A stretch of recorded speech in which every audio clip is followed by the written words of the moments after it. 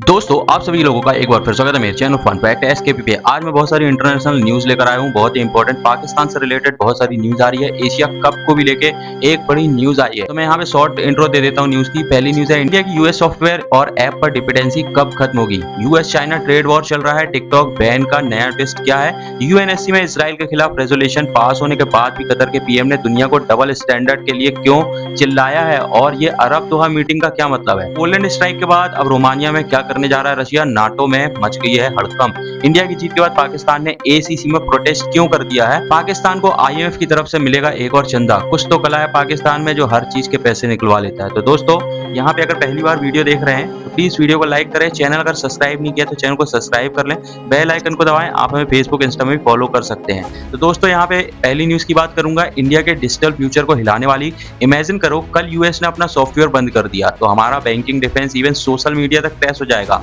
जीटीआरआई की latest report बोल रही है इंडिया को यूएस टैक्स से छुटकारा पाना ही होगा, वरना जियोपॉलिटिकल टेंशन में हम बर्बाद हो जाएंगे। दोस्तों चलो सीधे पॉइंट की बात करता हूँ। ग्लोबल ट्रेड रिसर्च इनिशिएटिव्स ने कल ही रिपोर्ट ड्रॉप की है, India resilience on US software. हमारा 80% क्लाउड इंफ्रास्ट्रक्चर एडब्ल्यूएस, एज्यूर जैसे यूएस जाइंट पे चलता है। सोशल मीडिया, फेसबुक, ट्विटर जो अब एक्स कहलाता है, से डेटा लीक का खतरा भी बना हुआ है। डिफेंस सिस्टम भी यूएस सॉफ्टवेयर पे डिपेंड है। जिस तरीके से यूएस पाकिस्तान का सपोर्ट कर रहा है तो क्या हो नहीं सकता कि हमारा डेटा पाकिस्तान को दे दे।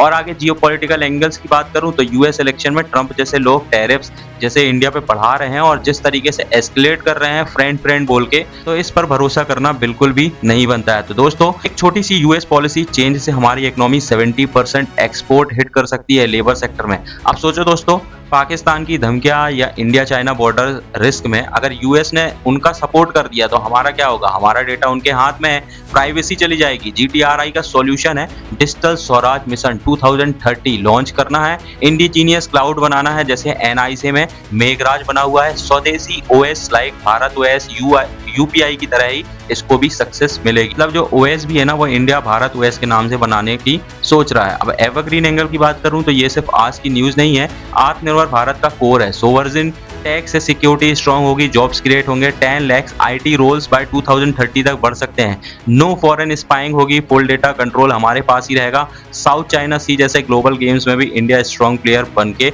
निकल सकता है विदाउट यूएस स्टिंग। अभी हमें चाइना को काउंटर करने के लिए यूएस का सपोर्ट चाहिए, लेकिन यूएस जिस तरीके से नाटक कर रहा है, हो सकता है आगे चल के इंडिया का सपोर्ट ना करे जब उसे जरूरत हो, जैसे पाकिस्तान के मैटर में सपोर्ट लगभग नहीं किया था। तो अगर गवर्नमेंट सुनेगी तो 5 साल में 50% रिडक्शन पॉसिबल है। स्टार्टअप्स को बूस्ट मिल सकता है, टैक्स ब्रेक्स हो सकते हैं, वरना साइबर अटैक्स डबल होंगे, इकोनॉमी डिप होगी 2 से 3% जीडीपी। आपको क्या लगता है दोस्तों, इंडिया को अभी डिजिटल स्वराज स्टार्ट करना चाहिए? कमेंट में अपनी राय जरूर बताइए। यूएस चाइना ट्रेड को लेकर सेकंड न्यूज आ रही है, ये स्पेन में मैड्रिड में सेकंड डेट तक पहुंच गई है और टिकटॉक का बैन भी डेडलाइंस अभी सिर्फ 2 दिन ही दूर है। ये इंडिया के लिए भी गेम चेंजर है। क्यों है थोड़ा सा देखेंगे। देखिए, US treasury secretary Scott Bessent और Chinese vice premier He Lifeng's lead कर रहे हैं ये बातें। जुलाई में 90 दिन का टैरिफ ट्रूड एक्सटेंड किया गया था जो नवंबर 10 तक चलेगा। टैरिफ पहले 100% से ज्यादा थे, अब ट्रूथ से ट्रेड वॉर खत्म करने की कोशिश की जा रही है। ट्रंप ने टिकटॉक बैन पे उल्टा चारा लिया है, पहले बैन करना चाहते थे, अब 3 बार डिले किया है और कहा है चाइना पे डिपेंड है, नेशनल सिक्योरिटी कंसर्न ओवररेटेड है।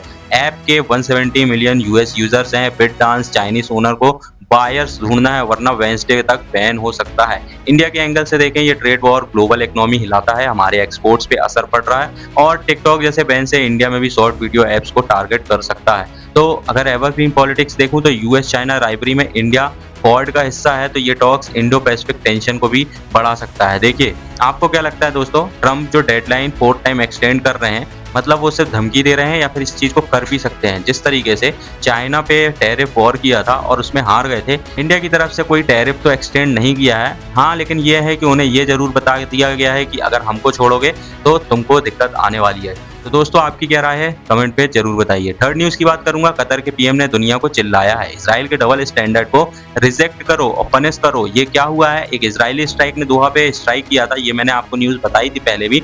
हमास लीडर को टारगेट किया गया था जो कतर की जमीन पे था। 14 सितंबर 2025 को इजराइल ने कतर में हमास पे डेडली अटैक किया। कतार का पीएम बोला इंटरनेशनल कम्युनिटी को इजराइल को अकाउंटेबल बनाना चाहिए, नो डबल स्टैंडर्ड। आज 15 सितंबर को इमरजेंसी अरब इस्लामिक समिट दोहा में हो रहा है। इराक, ईरान, टर्की के लीडर्स और पाकिस्तान भी मेन स्पेशली मान लो, फलस्तीन के अब्बास भी पहुंच गए हैं। सऊदी क्राउन प्रिंस भी शायद ज्वाइन करें गल्फ यूनिटी दिखाने के लिए। इंडिया के लिए इंपॉर्टेंट, हम इसराइल के बेस्टीज हैं, लेकिन यहाँ पे यूएनएससी के रेजोल्यूशन में हमने सपोर्ट किया था फलस्तीन का। तो डिफेंस डील टैक्स शेयर करते हैं हम इसराइल से, लेकिन अरब कंट्रीज से ऑयल भी ट्रेड करते हैं। तो ये बीच बोर में फंसने वाला काम है। ये समिट प्रेशर बढ़ाएगा गाजा वॉर पे और इंडिया को बैलेंस डिप्लोमेसी का टेस्ट भी यहाँ पे हो जाएगा। ट्रंप ने भी इसराइल को सपोर्ट किया है, लेकिन कतर को रिबूक किया है। US ally versus ally of Arabs अब दिखाई दे रहा है। तो आपको क्या लगता है दोस्तों, इंडिया को समिट में न्यूट्रल रहना चाहिए? कैसी डिप्लोमेसी इंडिया करता है, ये आगे हमको देखना पड़े। जो ये समिट हो रहा है उसमें हो सकता है कि स्ट्रॉन्ग रेजोल्यूशन आए, इसराइल को सैंक्शन पुश किए जाएं, इंडिया को भी केयरफुल डिप्लोमेसी करनी पड़ेगी। हो सकता है जैसे जिस तरीके से यूक्रेन और रशिया वॉर पे 50% टैरिफ अमेरिका ने इंडिया पे लगाया है, इन दोनों वॉर के बीच में भी इंडिया फंस न जाए। तो दोस्तों फोर्थ न्यूज की बात करूं, क्या आप जानते हैं कि रशिया अब नाटो कंट्रीज के एयर स्पेस में ड्रोन भेज रहा है? रोमानिया और पोलैंड में रशियन ड्रोन्स घुस गए हैं। जैसे आपको पहले न्यूज में बताया था, पोलैंड पे 3 स्ट्राइक की गई थी, लेकिन अब रोमानिया पे भी ड्रोन देखे गए हैं। यूक्रेन वार का नया ट्विस्ट है जो इंडिया के एनर्जी और ट्रेड को अफेक्ट कर सकता है। आज के वीडियो में थोड़ा सा देखेंगे डिटेल में। 15 सितंबर 2025 को रोमानिया, जो नाटो का सेकंड कंट्री है, ने रिपोर्ट किया है कि एक रशियन ड्रोन के एयर स्पेस में घुस आया था। Romania F-16 jets Ukraine border के पास पेट्रोल कर रहे थे जब Russian attacks on Ukraine Danube infrastructures के दौरान ये ड्रोन डिटेक्ट हुआ था। ये 20 किलोमीटर साउथ वेस्ट ऑफ चिली वेंची विलेज था, लेकिन पॉपुलेटेड एरिया से थोड़ा दूर था और कोई डेंजर नहीं था। ड्रोन रडार से गायब भी हो गया। पहले वेंसडे को पोलैंड ने 3 रशियन ड्रोन शूट किए थे। पोलैंड पीएम डोनाल्ड टस्क ने कहा प्रिवेंटिव एविएशन ऑपरेशन शुरू हो गए हैं, एयर डिफेंस हाईएस्ट रेडीनेस पे है। बेलारूस ने कहा ये एक्सीडेंटल था, नेविगेशन जैम्ड हो गया था। यूक्रेन प्रेसिडेंट जेलेंस्की ने कहा ये मिस्टेक नहीं, रशियन वॉर एक्सपेंड कर रहा है। काजा कलास ने बोला है unacceptable breach of European Union sovereignty. चेक रिपब्लिक ने पोलैंड को 3 Mi-171S हेलीकॉप्टर्स भेजे स्पेशल ऑपरेशंस के लिए।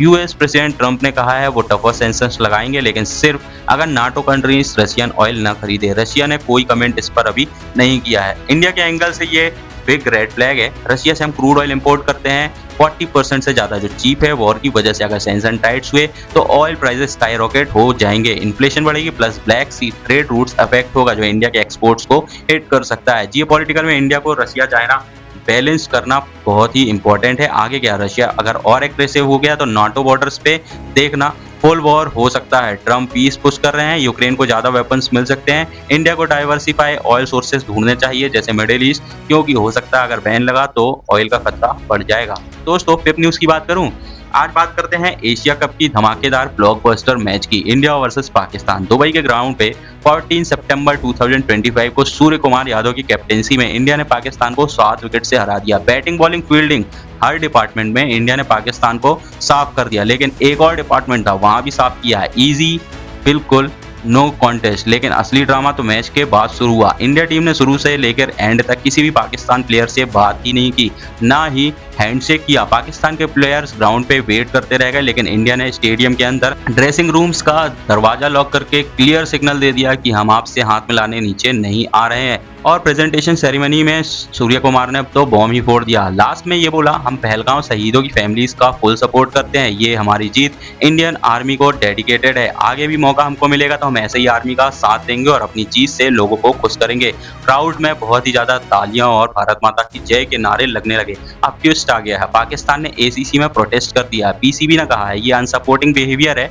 टीम मैनेजर नवनीत चीमा ने स्ट्रॉन्ग कंप्लेंट की और कैप्टन को सेरेमनी में भी नहीं भेजा था। देख सकते हैं आप, जो सेरेमनी हुई थी उसमें पाकिस्तान का कैप्टन नहीं आया था। ये सब पहलगाम टेरर अटैक 2025 और इंडिया के ऑपरेशन सिंदूर के बाद पहला इंडो पाक मैच था जहां बॉर्डर पे टेंशन हाई थी। एसी शायद न्यूट्रल रहेगा, लेकिन ये जियोपॉलिटिक्स या क्रिकेट में लाया गया नया सिस्टम है। फ्यूचर में भी सिक्योरिटी टाइट होगी। इंडिया का ये बोल्ड स्टैंड आर्मी का मोराल बूस्ट करेगा। आप क्या सोचते हैं दोस्तों? इस न्यूज पे कमेंट बहुत ही इंपॉर्टेंट है, तो अपनी राय जरूर बताएं। Sixth and last news Pakistan से ही आ रही है। जैसे बोला जाता है भिखारी भी हर कोई नहीं बन सकता, उसके लिए भी कला की जरूरत होती है। जैसे पाकिस्तान हर चीज में इंटरनेशनल इंस्टीट्यूट से पैसे निकलवाने में माहिर है। आज की जियोपॉलिटिक्स न्यूज में पाकिस्तान के बारे में ऐसी एक न्यूज आ रही है। पाकिस्तान के फ्लैश फ्लड्स ने 972 लोगों की जान ली और IMF अब उनके बजट्स को रिव्यू करने वाला है। दोस्तों 13 सितंबर 2025 को आईएमएफ ने पाकिस्तान के डिवास्टिंग फ्लड्स पे कंडोलेंस भेजे। नेशनल डिजास्टर मैनेजमेंट अथॉरिटी के मुताबिक 972 डेथ हो चुके हैं। पंजाब में क्रॉप्स,